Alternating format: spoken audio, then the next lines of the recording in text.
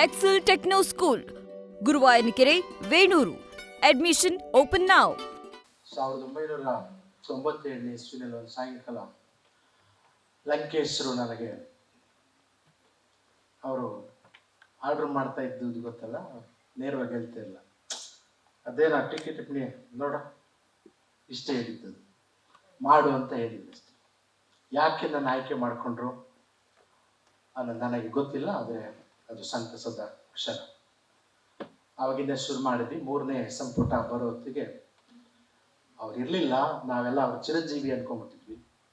ಹಠಾತ್ತನೆ ನಿರ್ಗಮಿಸುವ ಸಂಜೆ 2000ನೇ ಇಸ್ವಿ ಜನವರಿ 24ನೇ ತಾರೀಕು ಸಂಜೆ ರಾತ್ರಿ 8:15 8:20 ಸುಮಾರಿಗೆ ನಾನು ಲಂಕೇಶ್ವರನ ಭೇಟಿ. ಇನ್ನು 6 ಗಂಟೆಗಳ ಕಾಲ ಮಾತ್ರ ಲಂಕೇಶ್ವರಿಗೆ ಪ್ರಕೃತಿ ಕೊಟ್ಟಿದ್ದು. ಸರ್ ಬರೆದಿದ್ದೆಲ್ಲ ಮುಗೀತಾ ಅಂದೆ. ಹಿಂಗ್ ಬರೆಯೋದಕ್ಕಿಂತ ಸ್ಟಾಪ್ ಮಾಡೋದು ಮೇಲು ಅಂತ ಹೇಳಿದ್ರು. ಅದು ಅವತ್ತಿನ ಚಟುವಟಿಕೆ ಅಲ್ಲ, ಲಂಕೇಶ್ವರ ಎಂದಿನ ಚಟುವಟಿಕೆ. ಒಂದು ಪಾಯಿಂಟ್ನ ಇಲ್ಲಿ ಇರುವ ಎಲ್ಲ ಹೊಸ ಲೇಖಕಿಯರು ಕೂಡ ಇದನ್ನ ನೆನಪಿಸ್ಕೋಬೇಕು ಅಂತ ಕಾಣುತ್ತೆ. ಆ ಅತೃಪ್ತಿ ಇಲ್ಲದೆ ಇದ್ರೆ ಯಾರು ಕೂಡ ರೈತರ ಆಗೋದಿಲ್ಲ. ಲಂಕೇಶ್ವರ ಕಡೆಯ ರಾತ್ರಿಯೂ ಕೂಡ ಅತೃಪ್ತಿ ಇತ್ತು.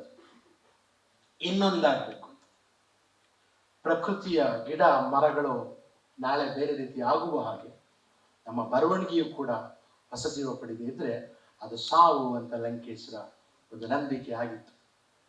ಕಡೆಯ ಟೀಕೆ ಟಿಪ್ಪಣಿ 3 ದಿವಸ ಮುಂಚೆ ಬರೆದ್ರು.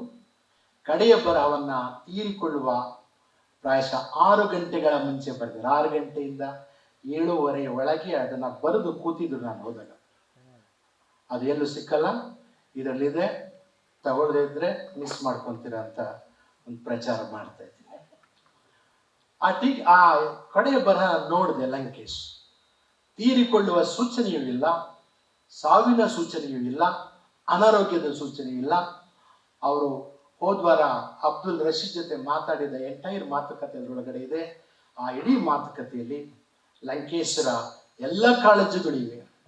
ಒಂದು ಕಾಳಜಿ, ಲಂಕೇಶ್ವರ ಪ್ರಧಾನ ಕಾಳಜಿ, ಕೇಂದ್ರ ಡ್ರೈವಿಂಗ್ ಫೋರ್ಸ್ ಹೆಣ್ಣು ಈ ಸಂಚಿಕೆ ಬರಹದಲ್ಲಿದೆ. ಸಮಾಜ ಅದರೊಳಗಡೆ ಇದೆ, ಸಾಹಿತ್ಯ ವಿಮರ್ಶೆ ಅದರೊಳಗಡೆ ಇದೆ, ವಿಮರ್ಶೆಯ ನೈತಿಕತೆ ಅದರೊಳಗಡೆ ಇದೆ, ಮತ್ತು ಬರಹ ಅದರ ಒಳಗಡೆ ಇದೆ.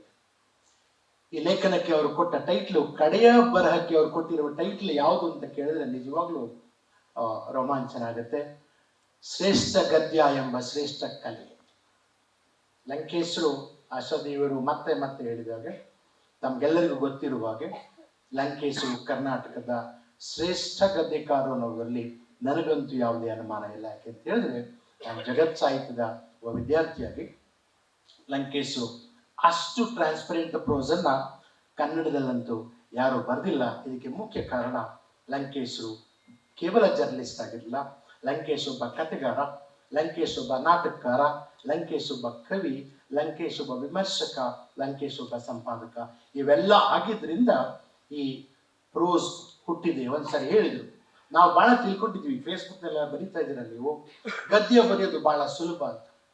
ಗದ್ಯ ಬರೆಯೋದು ಬಹಳ ಕಷ್ಟ. ಯಾಕೆ ಅಂತ ಹೇಳಿದ್ರೆ ಗದ್ಯದಲ್ಲಿ ನಿಮ್ಮೆಲ್ಲ ಸುಳ್ಳು, ನಿಮ್ಮೆಲ್ಲ ಕಪಟ, ನಿಮ್ಮೆಲ್ಲ ಘನತೆ ಗದ್ಯದಲ್ಲಿ ವ್ಯಕ್ತ ಆಗತ್ತೆ ಅಂತ ನಂಬಿದವರು ಲಂಕೇಶ್. 3 ದಿನದ ಕೆಳಗೆ ಲಂಕೇಶ್ವರ ಕಡೆಯ ಟೀಕೆ ಟಿಪ್ಪಣಿ, ಅದು ಕೂಡ 3ನೇ ಸಂಪುಟದಲ್ಲಿದೆ. ಅದರ ಟೈಟ್ಲು ಕೃಷ್ಣರ ದೊಂಬರಾಟ. ಎಸ್.ಎಂ. ಕೃಷ್ಣ 100 ದಿವಸ ಮುಗಿಸಿದ್ರು. ಎಸ್.ಎಂ. ಕೃಷ್ಣ ಅವರ ಗಿಲೀಟು ಲಂಕೇಶ್ವರನ ಯಾವಾಗಲೂ ರೇಗಿಸ್ತಾ ಇತ್ತು. ಅವ್ರವ್ರನ್ನ ಟೀಕೆ ಮಾಡ್ತಾ ಇದ್ರು. ಮಾಡ್ಬಿಟ್ಟು ಅಂದ ಹಾಗೆ, ಕೃಷ್ಣ ಅವರ ಪತ್ನಿ ನನ್ನ ವಿದ್ಯಾರ್ಥಿನಿಯಾಗಿದ್ದೀರೆಂದು ಕೇಳಿದ್ದೇನೆ ಅಂತ ಒಂದು ಸಣ್ಣದೊಂದು ಹಾಕ್ಬಿಟ್ಟಿದ್ರು. ಸೊ ಅದು ಲಂಕೇಶ್ವರ ತುಂಟತನ. ನನಗೆ ಬಹಳ ಆಶ್ಚರ್ಯ ಆಗಿದ್ದು, ಕೃಷ್ಣರನ್ನ ಅವರು ಟೀಕೆ ಮಾಡ್ತಾ ಅವ್ರು ಬರೀ ಒಂದು ಸಾಲು ಈ ಎಸ್.ಎಂ. ಕೃಷ್ಣ ಮಲ್ಲಿಕಾರ್ಜುನ ಖರ್ಗೆ ಅವ್ರನ್ನ ತಿಳಿಯೋದಕ್ಕೆ ಪ್ರಯತ್ನ ಮಾಡ್ತಿದ್ದಾರೆ. ಇದು ಕಡೆಯ ಟೀಕೆ. ಯಾತಕ್ಕೆ ನಾನು ಇದನ್ನ ಹೇಳ್ತಾ ಇದ್ದೀನಿ ಅಂತ ಹೇಳಿದ್ರೆ, ಖರ್ಗೆ ಅವ್ರನ್ನೇನು ಅವರು ಸುಮ್ಮನೆ ಬಿಟ್ಟಿಲ್ಲ, ಸಿಕ್ಕಾಪಟ್ಟೆ ಬೆಳೆದಿದ್ದಾರೆ. ಲಂಕೇಶ್ವರ ಖರ್ಗೆ ಅವ್ರನ್ನ ತುಂಬಾ ಟೀಕೆ ಮಾಡಿದ್ದಾರೆ. ಈ ಸಂಚಿಕೆ ಬಿಡುಗಡೆ ಆಯಿತು. ಬಿಡುಗಡೆಯಾದ ದಿವಸ ಲಂಕೇಶರು ತೀರ್ಕೊಂಡಿದ್ರು. ಮಲ್ಲಿಕಾರ್ಜುನ ಖರ್ಗೆ ಅವರು ಈ ಸಂಚಿಕೆಯನ್ನು ಓದಿರೋ ಸಾಧ್ಯನೇ ಇಲ್ಲ. ಗುಲ್ಬರ್ಗಾದಿಂದ ಮಲ್ಲಿಕಾರ್ಜುನ ಖರ್ಗೆ ಅವರು ನಮಗೆ ಒಂದು ಸಂದೇಶವನ್ನು ಕಳಿಸಿದ್ರು. ಅದೇನಂತ ಹೇಳಿದ್ರೆ, ಲಂಕೇಶರು ಎಲ್ಲರನ್ನು ಆತಂಕದಲ್ಲಿ ಇಟ್ಟಿದ್ದರು. ಇದು ಲಂಕೇಶರ ಕೊಡುಗೆ. ಲಂಕೇಶರು ಎಲ್ಲ ರಾಜಕಾರಣಿಗಳನ್ನು ಆತಂಕದಲ್ಲಿ ಇಟ್ಟಿದ್ರು, ಎಲ್ಲ ಸಾಹಿತಿಗಳನ್ನು ಆತಂಕದಲ್ಲಿ ಇಟ್ಟಿದ್ರು, ಎಲ್ಲ ವ್ಯವಸ್ಥೆಯನ್ನು ಆತಂಕದಲ್ಲಿ ಇಟ್ಟಿದ್ರು. ಇದು ಎಂತ ಆತಂಕ ಅಂದ್ರೆ ನೈತಿಕ ಆತಂಕ. ಈ ಲಂಕೇಶನ ಕೈಲಿ ಏನಾದ್ರೂ ಹೊಗಳಿಸ್ಕೋಬೇಕು, ಒಂಚೂರು ಭೇಷ್ ಅನ್ಸ್ಕೋಬೇಕು. ಭೇಷ್ ಮೊಯ್ಲಿ ಅಂತ ಟೈಟ್ಲ್ ಕೊಟ್ಬಿಟ್ರು ಲಂಕೇಶ್. ಭೇಷ್ ಮೊಯ್ಲಿ ಅಂತ. ಮೊಯ್ಲಿಯವರು 4 ವಾರ ಎಷ್ಟು ಚೆನ್ನಾಗಿ ಕೆಲಸ ಮಾಡಿದ್ರು ಅಂದ್ರೆ ಇವನ್ ಕೈಲಿ ಮತ್ತೆ ಭೇಷ್ ಅನ್ಸ್ಕೋಬೇಕು ಅಂತ. ಅದು ಸಾಧ್ಯ ಇರಲಿಲ್ಲ. ವ್ಯವಸ್ಥೆನೇ ಆಗಿದೆ, ಅದು ಆಗಾಗ್ಲಿಲ್ಲ. ಆದ್ರೆ ನಮ್ಮ ಕರ್ನಾಟಕದ ರಾಜಕಾರಣಿಗಳು ಕರ್ನಾಟಕದ ಸಾಹಿತಿಗಳಿಗಿಂತ ಘನತೆಯಿಂದ ಓದಿಸಿದ್ದಾರೆ ಅಂತ ನಾನು ಮುಕ್ತವಾಗಿ ಹೇಳ್ತಾ ಇದ್ದೇನೆ. ಯಾಕೆ ಅಂತಂದ್ರೆ ಸಾಹಿತಿಗಳು ಒಂದು ಚೇಚಿನಲ್ಲಿ ಇವೊಂದೇನೋ ಪುಸ್ತಕ ಸರಿ ಇಲ್ಲ ಅಂದಿದ್ದಕ್ಕೆ ಇವತ್ತಿಗೂ ಟೀಕೆ ಮಾಡ್ಕೊಂಡು ಹೊಡ್ತಾರೆ. 25 ವರ್ಷ ಕರ್ನಾಟಕದ ಸಾಹಿತಿಗಳ ಲಂಕೇಶ್ ದೋಷಕ್ಕೆ ಬೆಳ್ಳಿ ಮಹೋತ್ಸವ ನಡೀತಾ ಇದೆ, 25 ವರ್ಷ. ಆದ್ರೆ ರಾಜಕಾರಣಿಗಳು ಅವರೆಷ್ಟು ಟೀಕೆ ಮಾಡಿದ್ರು, ಸಿದ್ದರಾಮಯ್ಯವ್ರನ್ನು ಟೀಕೆ ಮಾಡಿದ್ದಾರೆ. ಅವರು ಎಷ್ಟು ಸಾರಿ ಸಭೆಯಲ್ಲಿ ಹೇಳಿದ್ದಾರೆ. ಟೀಕೆ ಮಾಡಿದ್ರು ಕೂಡ ಅವರು ಒಂದು ಮಾತನ್ನ ಹೇಳಿದ್ದಾರೆ, ನಾನು ಚಾಲೆಂಜ್ ಅಂತ ತಗೊಂಡೆ. ನಮ್ಮ ಕರ್ನಾಟಕದ ಅನೇಕ ರಾಜಕಾರಣಿಗಳು ಅದನ್ನು ಚಾಲೆಂಜ್ ಆಗಿ ನಜೀರ್ ಸಾಬ್ರು ಲಂಕೇಶರ ಒಂದೇ ಮಾತನ್ನ ಹಿಡಿದು ಇಡೀ ಗ್ರಾಮಗಳಿಗೆ ನೀರು ಕೊಡುವ ಕೆಲಸವನ್ನ ಮಾಡ್ತಾರೆ. ಅದು ಲಂಕೇಶರು ಗಾಂಧಿಯನ್ನ ಮತ್ತೆ ಮರುಸೃಷ್ಟಿಸಿದ ಗಳಿಗೆ ವಿಕೇಂದ್ರೀಕರಣ. ಸೊ ಬೈದವನು ಬದುಕ ಕೇಳ್ತಾನೆ ಅನ್ನೋದನ್ನ ಲಂಕೇಶರ ಮೂಲಕ ಎಲ್ಲರೂ ಕಂಡುಕೊಂಡ್ರು. ಇನ್ನೊಂದು ಅದ್ಭುತವಾದ ಚರಿತ್ರೆ ಇದೆ. ಲಂಕೇಶರ ಕೈಯಲ್ಲಿ ಬಯಸ್ಕೊಂಡವ್ರು ಎಲ್ಲರೂ ಮುಖ್ಯಮಂತ್ರಿಗಳಾಗಿದ್ದಾರೆ. ರಾಮಕೃಷ್ಣ ಹೆಗಡೆ, ಮೊಯ್ಲಿ, ಪಟೇಲು ಲಂಕೇಶ್ ಬಹಳ ಕ್ಲೋಸ್ ಫ್ರೆಂಡ್ಸ್. ಅವ್ರನ್ನೇನು ಬಿಡ್ಲಿಲ್ಲ. ಫಸ್ಟ್ ಲಂಕೇಶ್ ಮತ್ತು ಪಟೇಲ್ರು ಸಮಾಜವಾದಿಗಳು ಜೊತೆಯಲ್ಲಿ ಇದ್ದವರು, ಶಾಂತವೇರಿ ಗೋಪಾಲ್ ಜೊತೆ ಇದ್ದವರು. ಶುರುನಲ್ಲೇನೆ ಅವ್ರು ಶುರು ಮಾಡ್ತಿದ್ದಂಗೆ ಅವ್ರನ್ನ ವಿಮರ್ಶೆ ಮಾಡೋದಕ್ಕೆ ಶುರು ಮಾಡಿದ್ರು. ನಮ್ಮ ಕೊಂಡಜ್ಜಿ ಮೋಹನ್ಗೆ ಹೆಚ್ಚಿಗೆ ಬೈಲಿಲ್ಲ, ಅದಕ್ಕೆ ಅವ್ರು MLC ಸ್ಟೇಜ್ಗೆ ನಿಂತೋಗ್ಬಿಟ್ರು. ಕಾಂಗ್ರೆಸ್ ಮೊದಲನೆಯ ಟೀಕೆ ಟಿಪ್ಪಣಿನಲ್ಲೇ ಸಂಜಯ್ ಗಾಂಧಿ ಅವರ ಬಗ್ಗೆ ಬರೀ ಎಷ್ಟು ಬ್ಯೂಟಿಫುಲ್ ಆದ ಒಂದು ಟ್ರಾಜಿಡಿಯನ್ನ. ಬಿಕಾಸ್ ಲಂಕೇಶರು, ಅದಕ್ಕೆ ನಾನು ಆಗ್ಲೇ ಹೇಳಿದೆ, ಲಂಕೇಶರು ಸೊಫೋಕ್ಲಿಸ್ನ ಟ್ರಾನ್ಸ್ಲೇಟ್ ಮಾಡಿ, ಲಂಕೇಶರು ಜಗತ್ತಿನ ಶ್ರೇಷ್ಠ ನಾಟಕವಾದ ಎಡಿಪಸ್ಸನ್ನ ಟ್ರಾನ್ಸ್ಲೇಟ್ ಮಾಡಿದ ವ್ಯಕ್ತಿಗೆ ಸಂಜಯ್ ಗಾಂಧಿಯ ದುರಂತ ಅರ್ಥ ಆಗುತ್ತೆ. ಇಂದಿರಾ ಗಾಂಧಿಯವರನ್ನ ಟೀಕೆ ಮಾಡಿದ ಲಂಕೇಶರಿಗೆ ಇಂದಿರಾ ಗಾಂಧಿಯವರ ದುರಂತ ಅರ್ಥ ಆಗುತ್ತೆ. ದೇವೇಗೌಡರ ಪತನ ಲಂಕೇಶರಿಗೆ ಅರ್ಥ ಆಗುತ್ತೆ. ಸೋನಿಯಾ ಗಾಂಧಿಯವರು ರಂಗಕ್ಕೆ ಬಂದಾಗ ಎಲ್ಲ ಬೈತಾ ಇರ್ತಾರೆ. ಇನ್ನು ಬಿಜೆಪಿನವ್ರಿಗೆ ಅದೇ ಒಂದು ಅಸ್ತ್ರ ಆಯ್ತಲ್ಲ, ವಿದೇಶಿ ವಿದೇಶಿ ವಿದೇಶಿ. ಕಾಂಗ್ರೆಸ್ನವ್ರಿಗೆ ಇದು ವಿದೇಶಿ ಅಂತ ಇದಾರಲ್ಲ, ಏನ್ ಮಾಡ್ಬೇಕು ಅಂತ ಗೊತ್ತಿಲ್ಲ.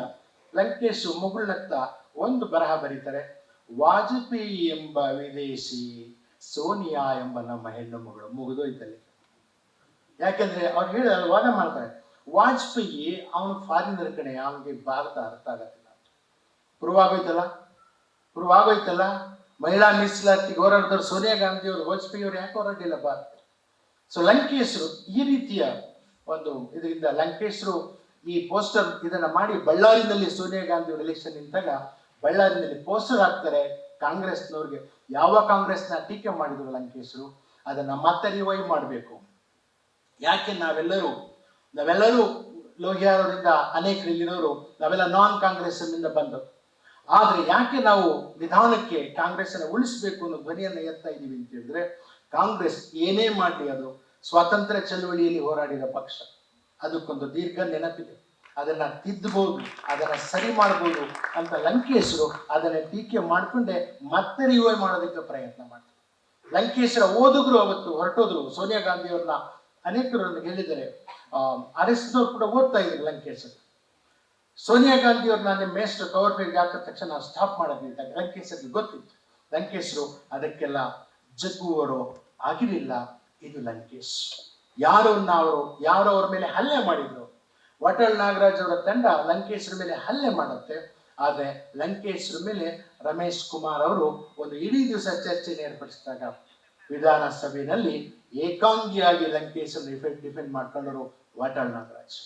ಸೊ ಇದರ ಅರ್ಥ ಲಂಕೇಶ್ರೇ ನನಗೆ ಬರೆದ ಒಂದು ಮಾತು, ನನಗೂ ಡಿ ಆರ್ ಅವ್ರಿಗೂ ಒಂದು ವಾಗ್ಯುದ್ಧ ಆಯ್ತು.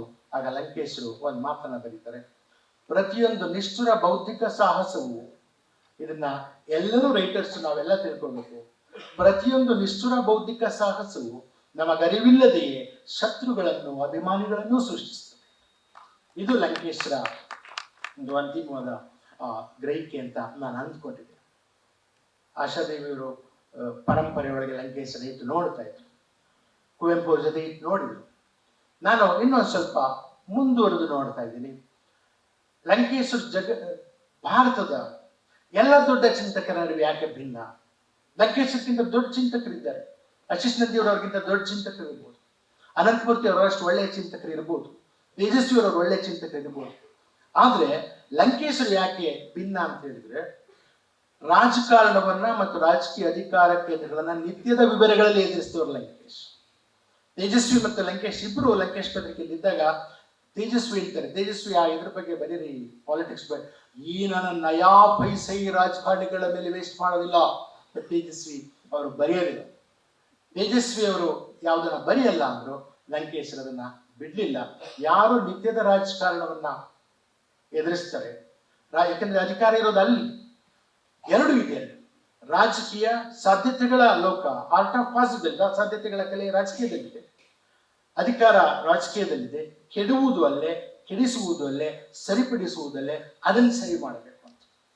ಇದು ಲಂಕೇಶರು ಪೂರ್ಣ ಅರ್ಥದಲ್ಲಿ ಆಂಟಿ ಎಸ್ಟಾಬ್ಲಿಷ್ಮೆಂಟ್ ರೈಟರ್ ಅಂತ ಲಂಕೇಶರನ್ನ ನಾವು ಯಾಕೆ ಕರಿತೀವಿ ಅಂತ ಹೇಳಿದ್ರೆ, ಅದು ವ್ಯವಸ್ಥೆ ಸಾಹಿತ್ಯ ಅಕಾಡೆಮಿ ಇರಲಿ, ಅದು ವ್ಯವಸ್ಥೆ ಸಾಹಿತ್ಯ ಪರಿಷತ್ ಇರಲಿ, ಅದು ವ್ಯವಸ್ಥೆ ಚಲನಚಿತ್ರ ರಂಗದ ನಾಟ ಇರಲಿ, ಅದು ವ್ಯವಸ್ಥೆ ರಾಜಕೀಯ ಅಧಿಕಾರ ಕೇಂದ್ರ ಎಲ್ಲೇ ಇರಲಿ, ಆ ವ್ಯವಸ್ಥೆಯನ್ನು ವಿರೋಧಿಸುವ ಮನಸ್ಸು ರೈತರಿಗಿದ್ರೆ ಮಾತ್ರ ನೀವು ರೈತರಾಗೋದು, ನೀವು ಚಿಂತಕರಾಗೋದು. ಇಲ್ಲಿದ್ರೆ ಆಗೋದಿಲ್ಲ. ನಾವು ನಮ್ಮ ಮಿತಿಗಳ ಕಾರಣಕ್ಕಾಗಿ ಬೀದಿಗೆ ಬಂದ ವ್ಯವಸ್ಥೆಯನ್ನ ವಿರೋಧಿಸ್ತಾ ಇರ್ಬೋದು, ಆದ್ರೆ ಮನಸ್ಸಿನಲ್ಲಾದ್ರೂ, ಬುದ್ಧಿಯಲ್ಲಾದ್ರೂ, ಪ್ರಜ್ಞೆಯಲ್ಲಾದ್ರೂ ನಾವು ಆಂಟಿ ಎಸ್ಟಾಬ್ಲಿಷ್ಮೆಂಟ್ ಆಗದಿದ್ರೆ ರೈತರಾಗೋದಿಲ್ಲ ಅನ್ನೋದನ್ನ ಲಂಕೇಶರು ತೋರಿಸ್ಕೊಟ್ರು. ಕಡೆಯದಾಗಿ ಕವಿತಾ ನನಗೆ ಕೊಟ್ಟರು 10 ನಿಮಿಷ, ಅದಕ್ಕೆ ಇನ್ನು 1 ನಿಮಿಷ ಇದೆ, ಆದ್ರಿಂದ ನಾನು ನಿಲ್ಲಿಸ್ಬಿಡ್ತೀನಿ. ಲಂಕೇಶರು ನನಗೆ ಅನಿಸಿದಾಗೆ ಅವರು ನಮ್ಮ ಒಬ್ಬ ದೊಡ್ಡ ಫಿಲಾಸಫರ್. ಕುವೆಂಪು ನಮ್ಮ ಫಿಲಾಸಫರು, ಬಸವ ನಮ್ಮ ಫಿಲಾಸಫರು. ಇವ್ರು ಯಾವ ರೀತಿಯ ಫಿಲಾಸಫರ್ ಅಂತ ಹೇಳಿದ್ರೆ, ಇವರು ಅನುದಿನದ ಫಿಲಾಸಫರ್, ನಿತ್ಯದ ನಡವಳಿಕೆ. ಒಬ್ಬ ಹುಡುಗಿ ಒಂದು ಪ್ರೇಮದ ಸಂಕಷ್ಟದಲ್ಲಿ ಸಿಗಾಕೊಂಡ್ರೆ ಅವಳಿಗೆ ಏನ್ ಮಾಡಬೇಕು, ಇನ್ಯಾರೋ ಒಂದು ಸಣ್ಣ ಸಮಸ್ಯೆ ಅವನೇನ್ ಮಾಡಬೇಕು. ಹುರಿಯಾ ನಾಯ್ಕ ಎಲ್ಲಿ ಶಿವಮೊಗ್ಗದಲ್ಲಿ ಒಬ್ಬ ಹಿಂದುಳಿದ ವರ್ಗಗಳಿಂದ, ಒಬ್ಬ ಲಂಬಾಣಿ ಕಮ್ಯುನಿಟಿಯಿಂದ ಒಬ್ಬ ನಾಯಕ, ಅವನ ಏನ್ ಮಾಡ್ಬೇಕು, ಅವನೇ ನಿತ್ಯದ ವಿವರಗಳಲ್ಲಿ ಒಂದು ಫಿಲಾಸಫಿಯನ್ನ ಕೊಟ್ಟದ್ದು ಇವತ್ತಿಗೂ ಕೂಡ ಲಂಕೇಶು ನಮ್ಮ ನಿತ್ಯದ ಫಿಲಾಸಫರ್. ಅದಕ್ಕೆ ಅವರು ಬುದ್ಧನನ್ನ ತಗೊಂಡ್ಬರ್ತಾರೆ, ನೀಸೆಯನ್ನು ವಿವರಿಸ್ತಾರೆ, ಗಾಂಧಿಯನ್ನು ವಿವರಿಸ್ತಾರೆ. ಪ್ರಾಯಶಃ ಗಾಂಧಿಯನ್ನು ವಿವರಿಸಿದ ಆ ಆಧುನಿಕ ಚಿಂತಕರಲ್ಲಿ ಲಂಕೇಶ್ ಕರ್ನಾಟಕದಲ್ಲಿ ಮುಂಚೂಣಿಯಲ್ಲಿದ್ದಾರೆ ಅಂತ ಅನ್ಕೊಂಡಿದ್ದೀನಿ. ನಾನು 3 ಟಿಪ್ಪಣಿಗಳನ್ನ ಅರೆದು ಸೋಸಿ ಕುಡಿದ್ಬಿಟ್ಟಿದ್ದೀನಿ. ಲಂಕೇಶ್ ಗಾಂಧಿಯನ್ನ ಮರುವಿವರಿಸಿದಾಗ ಅವ್ರು ಹೇಳ್ತಾ ಇದ್ದಾರೆ, ಆ ದೊರೆಸ್ವಾಮಿ ಅವರು ಅಲ್ಲ ಕಡೆ ಗಾಂಧಿಯನ್ನು, ನಾನೇ ಗಾಂಧಿಯನ್ನು. ಸರ್ ನೀವು ಇದೆಲ್ಲ ತಗೋತೀರಲ್ಲ ಹೆಂಗ? ಅದೆಲ್ಲ ಗಾಂಧಿಸಮ್ ಅಂತಿದ್ರೆ, ಗಾಂಧಿಯಿಸಮ್ ಇದು ಸ್ಪಿರಿಟ್. ಗಾಂಧಿಯಿಸಮ್ನ ವಾಚ್ಯವಾಗಿ ಗಾಂಧಿಯಿಸಮ್ ಪ್ರತಿಪಾದಿಸೋದಕ್ಕೂ, ಗಾಂಧಿಯನ್ ಐಡಿಯಾ ಇದೆಯಲ್ಲ ಅದನ್ನ ಮತ್ತೆ ತರೋದಕ್ಕೂ, ಅದಕ್ಕೆ ಲಂಕೇಶು ಹಳ್ಳಿಗಳ ಪರವಾಗಿ, ವಿಕೇಂದ್ರೀಕರಣ ಪರವಾಗಿ ಇದ್ದಾಗ ಎಲ್ಲಿವರೆಗೂ ಹೋಗ್ತಾರೆ ಅಂತ ಹೇಳಿದ್ರೆ, ತಮ್ಮ ಊರನ್ನ ಸರಿಪಡಿಸುವುದಕ್ಕೆ, ತಮ್ಮ ಊರಿನ ನಾಸ್ತಿಕನಾಗಿ ಲಂಕೇಶ್ ತಮ್ಮ ಊರಿನ ದೇವಾಲಯವನ್ನ ಸರಿಪಡಿಸೋದಕ್ಕೆ ಹಣ ಕಳಿಸ್ತಾರೆ. ಅದಕ್ಕೆ ಸಾಕ್ಷಿ ನಮ್ಮ ಬಿ ಚಂದ್ರೇಗೌಡರು ಲಂಕೇಶ್ವರ ಪ್ರತಿನಿಧಿಯಾಗಿ ಆ ಊರಿಗೆ ಅವರು ಹೋಗಿ ಬರ್ತಾ ಇರ್ತಾರೆ.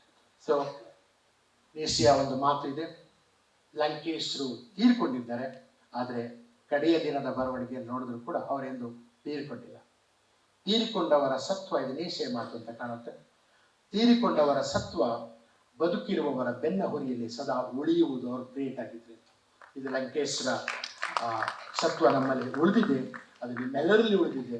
ನಮ್ಮ ಪ್ರಕಾಶ್ ರೈ ಅವರ ಹತ್ರ ಎಷ್ಟು ಚೇರಿಸ್ಕೊಂಡಿದ್ದಾನೆ ಅದೆಲ್ಲ ನಮ್ಗೆ ಗೊತ್ತಿದೆ. ಒಂದು ದಿವಸ ಪ್ರಕಾಶ್ ಕಾರಲ್ಲಿ ಹೆಚ್ಚಿಗೆ ಮಾತಾಡ್ತಾ ಇದ್ರು.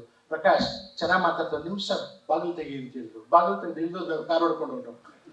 ಆ ತರ ಪ್ರಕಾಶ್ ಅತ್ಯಂತ ಅವರಿಗೆ ಪ್ರೀತಿಯ ಗೆಳೆಯನಾಗಿದೆ. ಇವತ್ತು ಪ್ರಕಾಶ್ ಏಕಾಂಗಿಯಾಗಿ ಅವರು ಮೋದಿಯನ್ನ BJPಯನ್ನು ಹಾಗೆ ಮಾಡಬೇಕಾದ್ರೆ ಎಲ್ಲೋ ಲಂಕೇಶರ ಸ್ಪಿರಿಟ್ಟು ನಮ್ಮ ಕರ್ನಾಟಕದ ಒಳಗೆ, ಅವರ ಜೊತೆಗೆ ಬೆಳೆದ ಒಳಗೆ, ನಮ್ಮ ಕಿಶೋರ್ನ ಒಳಗೆ ಅಥವಾ ನಿಮ್ಮೆಲ್ಲರ ಒಳಗೆ ಅದು ಇದೆ. ಇಲ್ಲಿ ನನ್ನ ಎದುರಿಗೆ 25 ವರ್ಷದ ಇಬ್ಬರು ಹುಡುಗರಿದ್ದಾರೆ.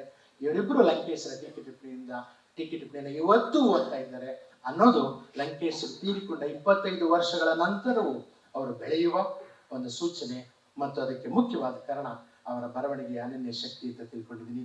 ತಮ್ಮೆಲ್ಲರಿಗೂ ಧನ್ಯವಾದಗಳು. ನ್ಯೂಸ್ ಫಸ್ಟ್ ನಿರ್ಭೀತಿಯಿಂದ ನಿಮ್ಮ ಪರವಾಗಿ.